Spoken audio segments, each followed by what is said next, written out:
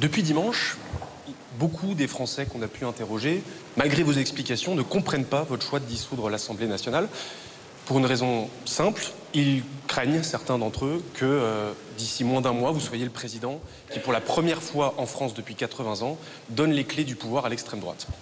Alors la question est simple, est-ce que, Monsieur le Président, aujourd'hui, vous assumez personnellement et politiquement les conséquences et l'éventualité de ce résultat? D'abord, il m'arrive de regarder les sondages, comme vous.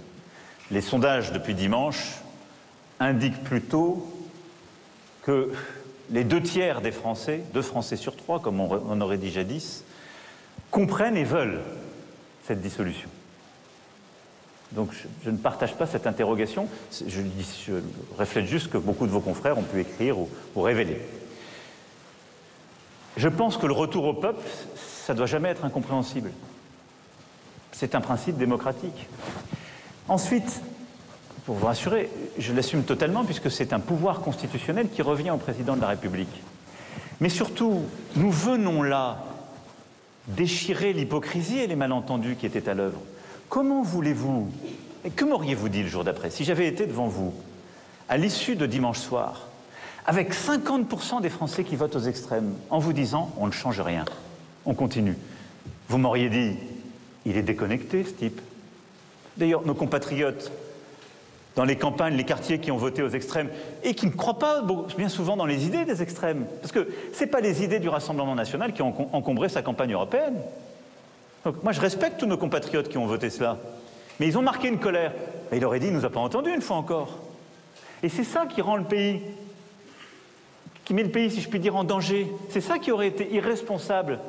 C'est de se dire, il y a une colère qui a été exprimée, mais on va faire comme si de rien n'était. Parce qu'au fond, ça arrange tout le système. Alors oui, vous avez raison.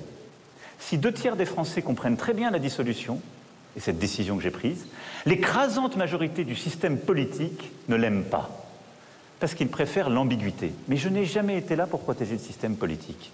Parce que, au fond, tout le monde voyait monter l'eau de l'extrême droite. Tout le monde, dans les cafés, dans les coursives, dans vos déjeuners politiques et les offres que vous faites avec les responsables politiques, je les lis dans vos colonnes. Tout le monde disait « l'extrême droite arrive, en 2027, il donnera les clés du pouvoir à Madame Le Pen, c'est déjà écrit ». Mais tout le monde y allait de ses petits calculs, chacun tirait ses bords, chacun menait sa barque. Ben non, moi je ne veux justement pas donner les clés du pouvoir à l'extrême droite en 2027. Donc j'assume totalement d'avoir déclenché un mouvement de clarification, d'abord parce que les Français nous l'ont demandé dimanche. Quand 50% des Français votent aux extrêmes, que vous avez une majorité relative à l'Assemblée, vous ne pouvez pas leur dire on continue comme si de rien n'était. Ce n'est pas les respecter, ce n'est pas les entendre. La deuxième chose, c'est que je veux qu'il y ait un gouvernement qui puisse agir pour répondre à leur colère et à leurs urgences. Et puis la troisième chose, c'est que, comme président de la République, le jour d'après ces élections législatives, j'aurai, comme le veut la Constitution, à tirer les conséquences et à choisir un Premier ministre. Mais ce n'est pas donner les clés du pouvoir, c'est permettre de gouverner à des forces politiques qui auront été choisies par les Françaises et les Français.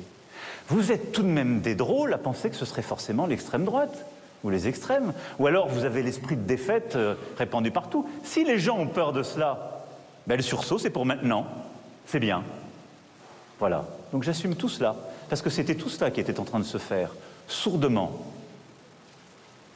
Et donc je pense que la clarification c'est maintenant.